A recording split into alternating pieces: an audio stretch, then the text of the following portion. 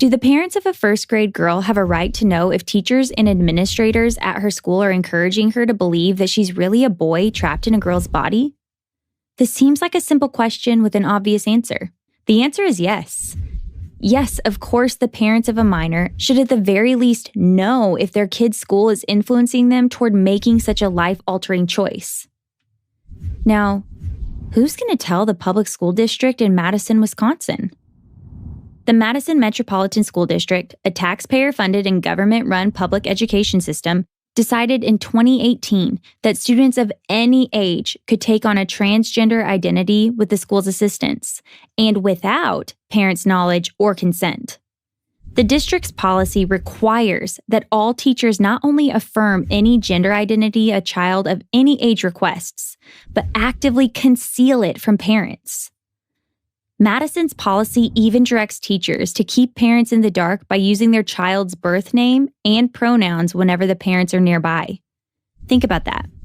If 7-year-old Lily decides that she is really Luther, her teachers must call her Luther, except when Lily's parents come in for a parent-teacher conference or school activity. For many parents, the local public school is their only option.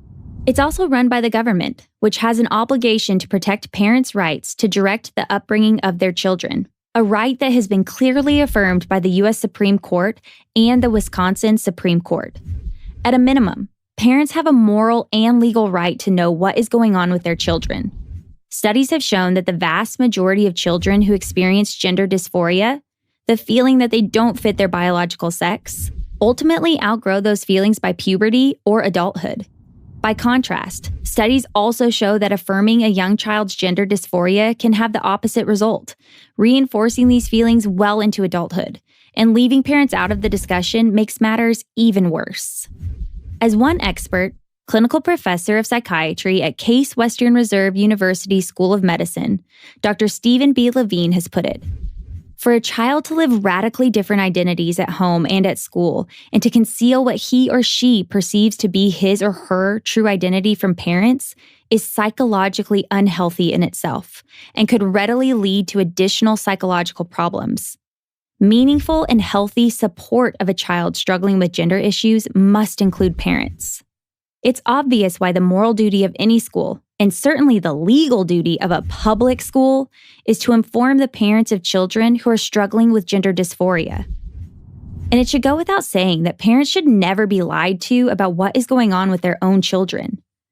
But all this took a distant second place to Madison Public School District's stated goal: to disrupt the gender binary.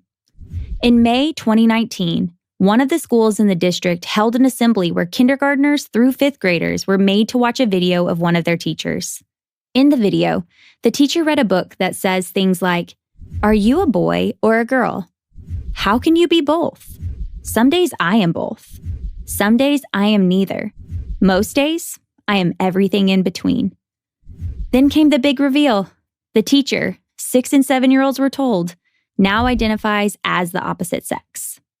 Under the school policy, disrupting the gender binary also means leaving it up to teachers and minor children whether or not the parents deserve to be included in developing a gender support plan.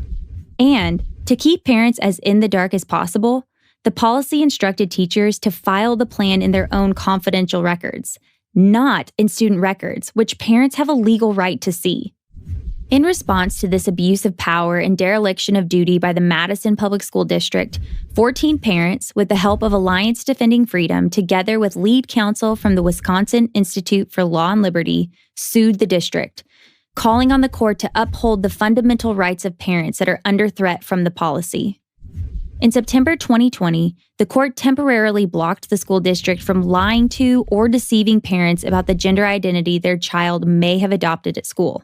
But the case is far from over.